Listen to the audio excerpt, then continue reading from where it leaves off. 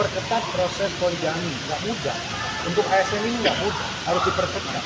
Tadi saya bersama Pak PJ Gubernur, Pak Teguh, melakukan pembahasan terkait dengan sinkronisasi antara kebijakan pusat, kebijakan nasional dengan daerah, terutama Jakarta dan sekitarnya. Juga dari kita banyak berdiskusi tentang konsep aglomerasi ke depan, pasca Jakarta tidak lagi menjadi ibu kota, seperti apa, dan koordinasinya dengan daerah-daerah yang lain-lain, kira-kira begitu ya.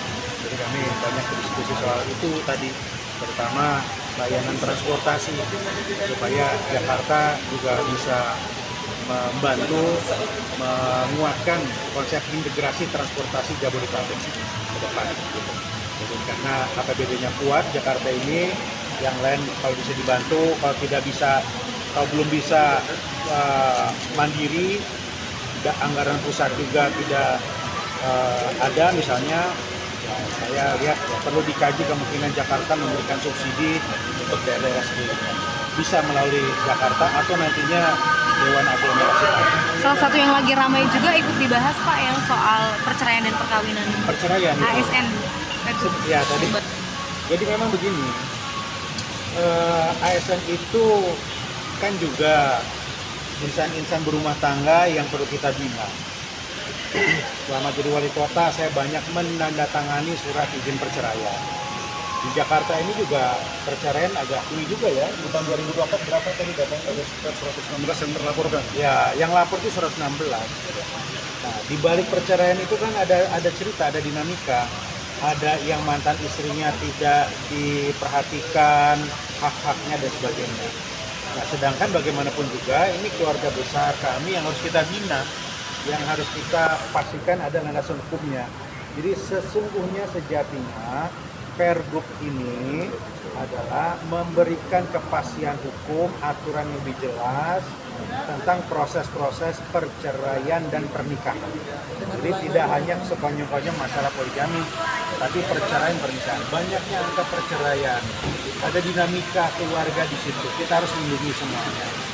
Kemudian sebetulnya di Pergub ini tidak ada norma baru. Semuanya merujuk pada Undang-Undang Nomor 1 Tahun 2074, ya, PP 10 Tahun 83, 45 tahun 90, ya, dan surat edaran BKN. Jadi nggak ada norma yang baru, semuanya sama sebetulnya. Ya, walaupun ada yang baru lebih sedikit ya komisi itu tentang istri yang sudah 10 tahun tidak bisa melahirkan. Kita memperketat. Nah, jadi intinya memperketat proses poligami, nggak mudah. Untuk ASN ini nggak mudah, harus diperketat supaya nggak gampang kawin cerai loh. Intinya begitu. Kita akan lakukan terus lagi ya, posisi yang pas gitu, karena normanya adalah bukan kita malah mempermudah, justru kita itu memperketat aturan yang ada. Misalnya terkait dengan izin atasan, tidak semata-mata izin atasan, tapi kita juga dengan ada dewan pertimbangan dibahas itu ya. Kalau misalnya ada izin dari istri itu benar-benar dari izin yang betul atau tidak, apakah mungkin ditekan atau tidak, harus ada keputusan dari pengadilan. Intinya seperti itu. Jadi normanya kan norma yang sudah ada peraturan yang sebelumnya, apakah itu undang-undang PP 1083, PP 45 tahun 90 dan surat edaran BKN. Kita di dalam Pergub nomor 2 tahun 2005 ini justru memperketat untuk apa? Untuk memberikan perlindungan kepada keluarga, untuk melindungi hak-hak istri dan juga anak-anaknya. Itu yang dilakukan. Dan bukan hanya masalah itu. Kita tadi masalah perceraian dan sebagainya harus dilaporkan. Artinya ada memberikan kejelasan. Nah, kita kan terus komunikasi dengan berbagai pihak. Ya, terima kasih. Kita akan lakukan pembahasan dengan DPR. Ya, sementara ini Perpresnya belum berubah. Nanti kita pastikan lagi tanggal 22 Kemendagri akan melakukan rapat bersama DPR, KPU, dikasih. Bagi Kang Bima. Tadi saya bersama Pak PJ Gubernur, Pak Teguh, melakukan pembahasan terkait dengan sinkronisasi antara kebijakan pusat, kebijakan nasional dengan daerah, terutama Jakarta dan sekitarnya. Juga dari kita banyak berdiskusi tentang konsep aglomerasi ke depan, pasca Jakarta tidak lagi menjadi ibu kota, seperti apa, koordinasinya dengan daerah-daerah penyangga yang lain-lain, kira-kira begitu ya. Jadi kami banyak berdiskusi soal itu tadi, terutama layanan transportasi supaya Jakarta juga bisa membantu menguatkan konsep integrasi transportasi Jabodetabek ke depan. Gitu. Jadi karena APBD-nya kuat Jakarta ini, yang lain kalau bisa dibantu, kalau tidak bisa, kalau belum bisa mandiri, anggaran pusat juga tidak ada misalnya, ya, saya lihat ya, perlu dikaji kemungkinan Jakarta memberikan subsidi untuk daerah-daerah sekitarnya. Bisa melalui Jakarta atau nantinya Dewan Aglomerasi. Salah satu yang lagi ramai juga ikut dibahas Pak yang soal perceraian dan perkawinan. Perceraian itu. ASN. Ya tadi.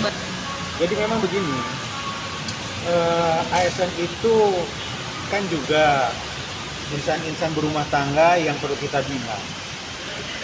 Selama jadi wali kota, saya banyak menandatangani surat izin perceraian. Di Jakarta ini juga perceraian agak tinggi juga ya. Di tahun 2024 berapa tadi datanya? Ada sekitar 116 yang terlaporkan. Ya, yang lapor itu 116. Nah, di balik perceraian itu kan ada cerita, ada dinamika. Ada yang mantan istrinya tidak diperhatikan hak-haknya dan sebagainya. Nah, sedangkan bagaimanapun juga ini keluarga besar kami yang harus kita bina, yang harus kita pastikan ada landasan hukumnya. Jadi sesungguhnya sejatinya Pergub ini adalah memberikan kepastian hukum, aturan yang lebih jelas tentang proses-proses perceraian dan pernikahan.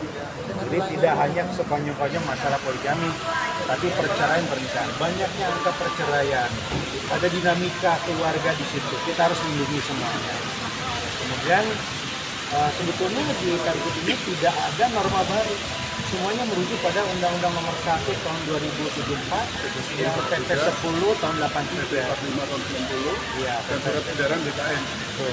Jadi nggak ada norma yang baru, nggak ada norma yang baru. Semuanya sama sebetulnya. Ya, kalaupun ada yang baru lebih sedikit diatur di situ tentang istri yang sudah 10 tahun tidak bisa melahirkan. Kita memperketat. Nah, jadi intinya memperketat proses poligami, nggak mudah. Untuk ASN ini nggak mudah, harus diperketat supaya nggak gampang kawin cerai loh. Intinya begitu.